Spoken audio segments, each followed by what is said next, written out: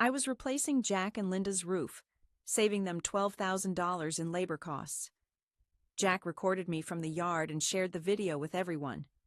He joked, "Look at this fool, trying to prove she is helpful." Tom posted a meme about it. I packed up my tools and left. 3 days later, a heavy rainstorm came. The unfinished roof caved in over his bedroom. Emily called, screaming, followed by Linda, who said, "Fix this immediately."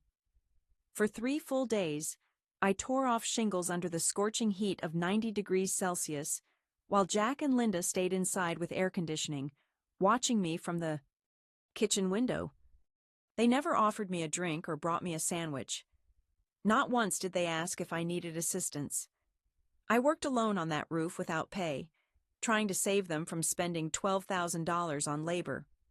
They claimed they could not afford the expense because they wanted to spend that money on a dream vacation across Europe. Jack mentioned it would be our first genuine family trip since the children were born, and Linda insisted it was their well-deserved reward for surviving 30 years of marriage. So, I agreed to help. I was confident in my skills since I had done side jobs with a contractor in college and replaced a few small roofs independently. Although this roof was large, it was still manageable. I meticulously planned every detail in a notebook. Each night I watched YouTube tutorials and made material lists down to the last nail. I borrowed a ladder, rented the correct tools, bought new gloves, packed my truck, and arrived at their house ready to work. Initially, they seemed excited, gave me hugs, and pretended to be grateful. Linda even said, "We always knew we raised someone clever." But the moment I set foot on the roof, everything shifted. It began subtly. Jack was standing in the yard, recording me with his phone. At first, I did not think much about it. I assumed he wanted to showcase the progress, but then I realized he was not capturing the work itself. Instead, he was filming me struggling to hoist bundles of shingles up a ladder, slipping slightly on the incline, stopping to wipe sweat from my forehead. I saw him zoom in. That evening, I heard laughter coming from the living room. They had shared the video in the family group chat with the caption, "Look at this hilarious girl trying to prove she is helpful." Tom replied with a meme showing a raccoon holding a hammer. Emily wrote, "At least hire someone attractive next time." The following morning, I overheard Jack playing the video again on the television. They were watching it as if it were a comedy sketch. Not one person spoke to me. No gratitude, no motivation, only laughter from behind the window while I was repairing their roof under the scorching sun. That is when I noticed the printout pinned to the fridge. 2 weeks in Europe, first-class tickets, upscale hotels, spa visits, a private food tour in Italy. Everything was already arranged. They had made plans before I had even begun. There was no need to save on labor costs. They were keeping the money, spending it on themselves. They deceived me. They knew I would volunteer. They knew I would agree because that is what I always did. I continued working silently and completed the kitchen side. I layered the shingles over the living room. I switched to the bedroom side and informed them I needed an extra day or two to finish everything. Jack chuckled and said, "Take your time, superstar." Then he added something about uploading the video to YouTube. I told him I had to leave for a while, making up a vague story about a family emergency. "My husband was in surgery," I said. It was not true, but believable enough to excuse myself. I had no intention of coming back. 3 days later, a heavy rainstorm hit. My phone rang just after midnight. It was Emily, screaming hysterically. The ceiling above my parents' bedroom had collapsed. The rain had penetrated the tarp I had only partially secured. Water poured inside. The support beams gave way. A nightstand was destroyed. Jack's suitcase was soaked through. His camera was ruined. The mattress was beyond saving. The collapse missed their TV and sound system by only a few feet. Then Linda called, her voice flat and furious. She did not ask if I was okay or if I could help. Instead, she simply said, "Fix it right now." But this time, I was finished. The morning after the collapse, I woke up to 37 missed calls. Text messages kept coming in. One from Emily said, "Get over here before Jack does something he will regret." Another from Linda read, "This is your mess. You better fix it." I did not reply. I slowly scrolled through the messages, reading every angry word as if it were a foreign language. My name repeated over and over. Their home was falling apart, and they were searching for someone to blame. Not against each other, but against me, the person they had filmed and laughed at. I thought they would calm down, but instead, they only intensified their behavior. Around midday, I received a message from my cousin Rachel, who lives 4 houses away from them. Apparently, the police had just arrived with 2 patrol cars. Jack and Linda told the officers their daughter had performed unauthorized work on the roof and left the job unfinished. Rachel mentioned that the police did not even enter the house. One officer stayed on the sidewalk, asked some simple questions, then shook his head and advised my dad to hire a professional contractor next time. Jack tried to get the officer to file a report, but he refused. That rejection must have hit hard because the situation worsened after that. By evening, Linda was threatening legal action through small claims court. Emily sent me an edited screenshot from the group chat, showing before and after photos of the roof as if it was some scandalous headline. Tom, naturally, joined in with another meme featuring a half-collapsed house captioned "DIY Nightmare" and saying, "This is why you call professionals." They were twisting the story into something it never was. It was not enough that they ridiculed me. Now I was cast as the villain as well. That night I shared everything with my husband. He was silent for a moment and then said, "They didn't just use you. They deliberately humiliated you." He was right. I kept replaying that video in my mind, the way they watched it like it was a comedy show, the smug way Jack called me superstar as I climbed down on the last day, all while they were planning a vacation I wasn't invited to. I was never going to be part of their world, so I made a decision.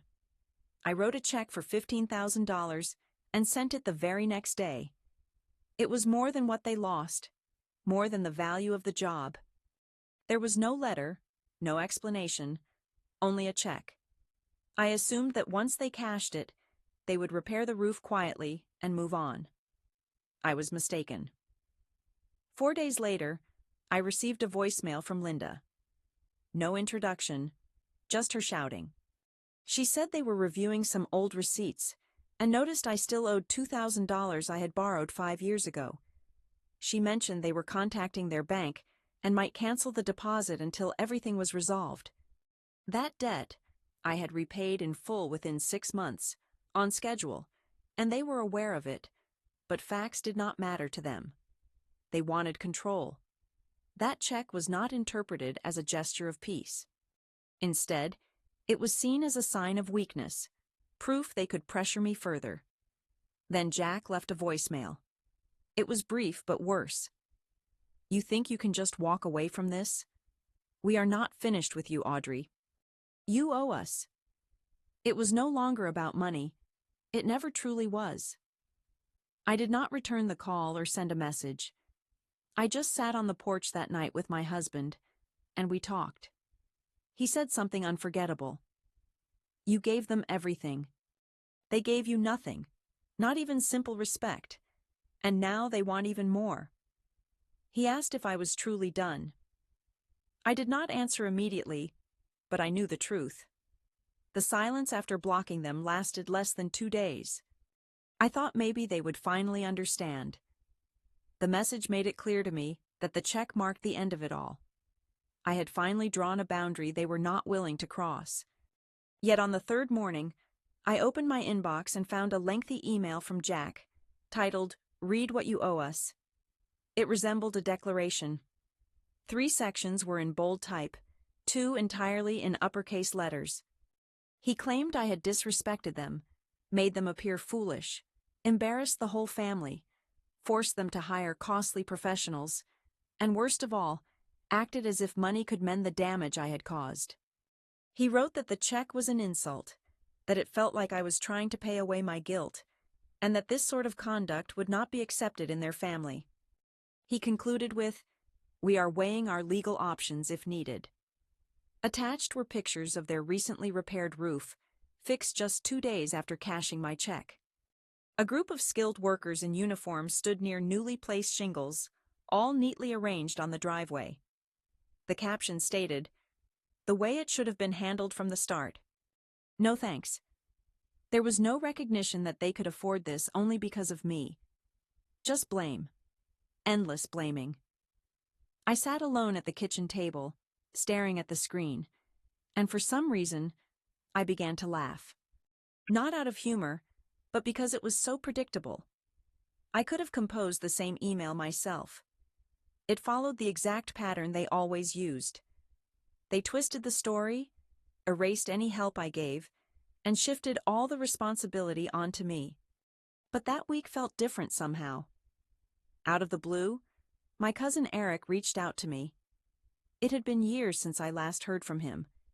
He was always the quiet one at family events, the person who sat alone in the corner absorbed in his phone. Eric said he had come across the video Jack shared in the group chat, the one showing me struggling on the roof with a caption that mocked my efforts. After the roof collapsed, my parents began telling everyone that I had abandoned them midway through the project, refused to repair the damage, and unfairly blamed them. They claimed I left the house vulnerable, ignored their calls, and had a record of being unreliable. Yet, they overlooked one thing: the internet never forgets. Eric had kept the footage where Jack ridiculed me from the lawn as I was clearly sweating and working by myself without any assistance. Eric showed it to his father, who shared it with 2 more people, and suddenly the false narrative started to fall apart. Several days later, I received messages from relatives. Aunt Deb wrote, "I saw the video. Honestly, Audrey, I do not know how you stayed that long. I would have walked away on the very first day." My cousin Lindsay texted, "Jack sent us that clip like it was a joke. He did not expect anyone to support you. It's good some of us did." That was the moment I realized my parents were not just upset. They were losing their audience. For years they had told the story from their perspective. I was always portrayed as the struggling daughter, the one they supported and who borrowed, but forgot everything. However, now people were beginning to recall the events differently, seeing the reality in another light. I worked my way through college just to cover rent. There was the time I lent Jack money for car repairs and never expected it to be returned. I used to mow their lawn every weekend when they were away, never paid, but they still remembered. My parents honestly did not believe they would question it. However, not everyone took a side. Some remained silent.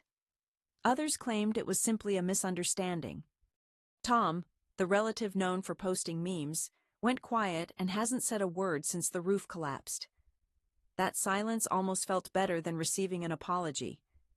Then the voicemail came from a blocked number. Linda told me they had consulted a lawyer and insisted they had evidence that I owed them $2,000 from 5 years earlier.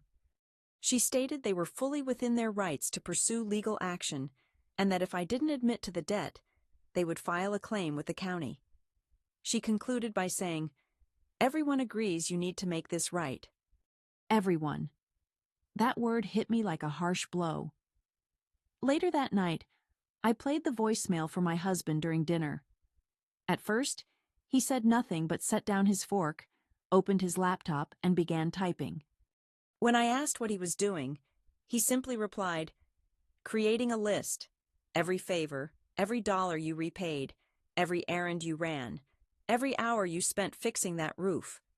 If they want proof, we'll give them plenty of proof." He continued typing as I watched him piece together my defense like a skilled attorney in court. That moment made me realize I was not alone in this struggle. I truly never had been. I just forgot what genuine support felt like. I grew up in a home where support was never really offered. I stared at the paycheck stub still laying on the kitchen counter. 15,000 was the amount they had set, and I had already covered it. Yet now they came asking for more. By the close of that week, the list my husband was compiling had turned into an extensive document. Dates, screenshots, receipts. Every moment I had helped my parents over the years was recorded. From the summer I paid their electricity bill without a word to the time I skipped a job interview to assist Jack in moving furniture for their yard sale. He named the file Audrey Owes versus what Audrey contributed. My husband even uncovered the transfer records proving when I repaid the $2,000 loan. Each payment was clearly noted. When I checked the final sum, I realized I had actually given $180 extra. I had no recollection of that, but it was all documented. I was ready to send everything to them, but then something unexpected happened. On Sunday morning, while watering the plants outside, a silver SUV pulled up in front of our house. At first, I did not recognize the vehicle until the door opened and Jack stepped out. I froze. I had not seen him since the roof had collapsed. This time he did not have his phone out. No grin, no camera. He approached slowly, glancing around as if unsure whether he belonged there, and then stopped about 5 feet away from me. For a moment, neither of us spoke. Then he said, "We need to talk."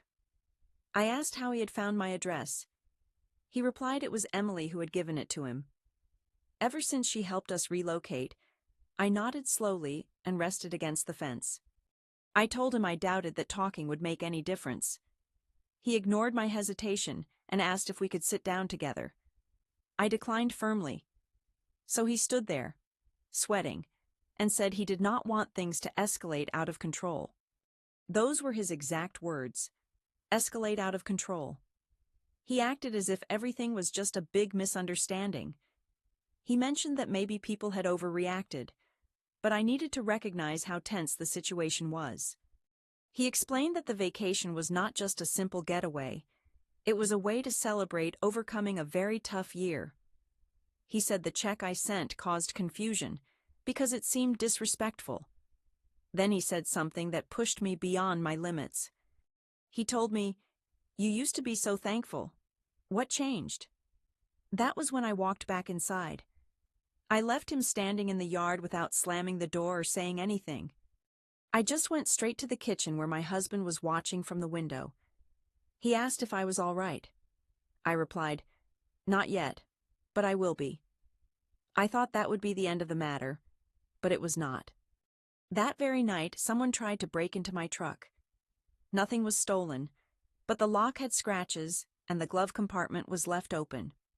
It could have been a random act, or maybe someone just searching for loose change, but my instincts told me otherwise. My parents were aware of what kind of truck I drove, and they were not used to being ignored. I reported the incident to the police just in case. The officer asked if I had any enemies. I simply laughed and said, "Only the ones who claim to love me." Several days afterward, a call came through from a restricted number. Once more, it went to voicemail. This time, it was Linda sobbing. She explained that they were all deeply hurt, that the family was falling apart, and that none of them wanted things to escalate this far. Then she said something unforgettable. "You are not the only one who knows how to cut people off." I played this message for Jack as well. Without a word, he reached over, took my phone, and blocked the number once again. After the break-in attempt and that last voicemail, I thought everything would finally calm down. There was barely anything left to discuss, and I had already taken every precaution except for changing my phone number. Jack even brought up the idea of moving if the situation worsened. But it was not over. Not yet. 3 days later, while leaving work, I found a note slipped beneath my windshield wiper. There was no envelope, no signature, just a folded piece of printer paper. I unfolded it cautiously, already preparing myself. It read, "Jam, we will not forget what you did. This will not end until you make it right." No name, no threats, simply that. However, the handwriting was unmistakably Linda's. that strange cursive she always used. I recognized it immediately, and the paper carried the scent of her perfume, the same strong floral fragrance she sprayed on everything. When I returned home, I did not even take the note inside. I dropped it into the fire pit and struck a match. Jack and I sat quietly on the patio as it burned, neither of us saying a word. I believe we both needed that silence. We both understood that the last connection was about to break. The following morning, my cousin Eric reached out again. His voice was careful, as if he were navigating a tightrope. He told me that Linda had appeared without invitation at his mother Deb's house and caused a complete uproar. She was in tears, accusing everyone of turning against her and claiming I had poisoned the family against her. Eric said she accused me of extortion and attempting to buy their silence. She even mentioned she was thinking about filing a harassment complaint. Aunt Deb warned her to leave immediately or she would call the police. Everything was falling apart. Yet the most painful part was not the threats, the emotional manipulation, or even the note. It was the revelation that my parents, who once promised unconditional love, had finally revealed what their affection truly consisted of. It was leverage, nothing more. That evening, my husband sat beside me on the couch with his laptop open. He had organized the entire timeline, every receipt, message, and bank transaction systematically, with colors, labels, and categories. He assured me that if they attempted anything, whether through legal means or otherwise, we would be prepared. I expressed my gratitude, and he answered that he did it not for them, but for me. Then he said something I had not expected. He told me to block them all, every single one, not only my parents, but Emily as well, and anyone who tried to pull me back into this chaos.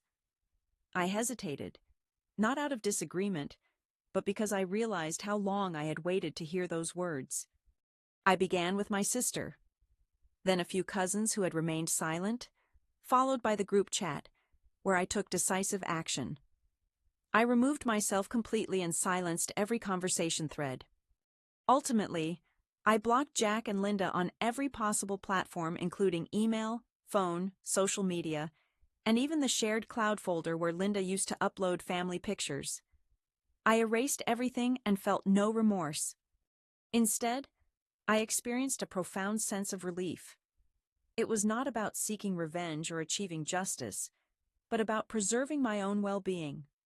I wondered if they might attempt one final gesture, perhaps a knock on the door or a letter from a lawyer, but nothing occurred, neither during that week nor the next. Only silence prevailed. For the first time, they were the ones anticipating a call from me. 4 weeks passed before the silence was broken. By that time, I had begun to appreciate the quietness. There were no more voicemails, no surprise visitors, and no anonymous notes left on my car. My sleep improved significantly. My husband noticed a transformation and said I appeared as if I had finally stopped bracing myself for some impending blow. Unexpectedly, Rachel appeared at my workplace without any prior notice or message. She simply walked in and stood by the front desk as if dropping off a parcel. However, once she spotted me, she quickly became urgent. "You need to speak with Mom. She is falling apart," she insisted. I told her that I was busy, but she dismissed my words. "She is devastated over all this, Audrey. She rarely eats or sleeps. She claims you have destroyed the family. And now she recalls the loan," Rachel continued. I just looked at her silently. She added that I never repaid it and that Linda had found an old notebook proving this. Yet, they were prepared to forgive if... I thought I could just apologize and offer her something in return to balance things out. She actually put it that way. Make it even. I kept my voice steady. I didn't say anything exaggerated. I simply told her directly that I had paid them, even overpaid, and I would not give them another cent or another moment of my time. She laughed scornfully, called me selfish, and left. That evening, I shared everything with my husband. He didn't react with surprise, he said. "Then it's time." We sat down together and composed a message. Not to send, just to be spoken aloud once and then deleted. It included everything I had never expressed to them. Every moment I had held back. Every pain I had let go unrecognized. Every apology I had offered that they did not deserve. After I finished reading it, I blocked the last phone number I still had. My parents were completely cut off from me now. No access, no twisted stories, no more guilt to manipulate me, nothing. Just when I thought that chapter was closed, something unexpected happened. That weekend, Jack's brother Tom, who never got involved and seldom spoke at family events, called me. His tone was calm and thoughtful. He said, "I saw everything happen. I stayed out of it thinking it would pass, but it never did. I want you to know you did the right thing." I didn't respond, unsure what to say. Then he said something that made time stop. "You're not the first person they treated this way. You're just the first who walked away and didn't come back." Returning on their knees. The silence I had been trapped in was not hollow. It carried everything I was unaware of. All the individuals who had observed, waited patiently, and finally uncovered the reality. At that instant, I realized I was not merely disrupting a cycle. I was bringing it to a close. I glanced toward my husband. He offered a subtle nod, as if he already understood. For the very first time in my life, I experienced a sense of liberation. It has now been 2 months since I last had any contact with my parents. No texts, no calls, no unexpected appearances, just complete quiet. Initially, it resembled a wound that had formed a scab. Now, it is beginning to feel like a fading glow, vanished, yet still leaving an impression. I reconstructed my daily life, directed my attention toward work, and spent weekends renovating our house with my husband. We finally completed the sunroom he had always desired. It has become our preferred spot in the home, bright, calm, and brimming with potential. We share laughter there over our morning coffee, arranging trips together on our own terms. Then last week, something changed. A knock came at the front door. Standing there was my niece, the young daughter of my sister Emily, clutching a small fern in a worn terracotta pot. She appeared anxious and quiet, uncertain about why she was there. "And Audrey," she began, tears welling in her eyes. "Linda told me to give this to you, and she asked me to say she is sorry." I knelt down. My heart sank and held its breath. The fern felt heavier than expected. I had missed birthdays and Christmases. I hadn't seen her since she was 5. Now she was 8. She appeared taller, more cautious, yet still hopeful. Before I had the chance to speak, she turned and crossed the yard again, walking toward the gate. Then came the sound of footsteps and a voice, her mother calling out, "Leave it, Kira. Come home." That was all. A brief moment, a small gesture, an unspoken message. I brought the fern inside. It needed repotting and richer soil. I placed it by the window. Somehow, that felt appropriate. Their apology arrived half-heartedly, withered on the edges and uncertain of its place. Jack watered it carefully. That evening, I found myself reflecting, families are complicated. Apologies are even more tangled. Yet forgiveness is not a simple yes or no. It is a journey, not an instant decision. Perhaps this small plant marks a new beginning. Or maybe it will serve as a reminder that certain things cannot thrive without effort from both sides.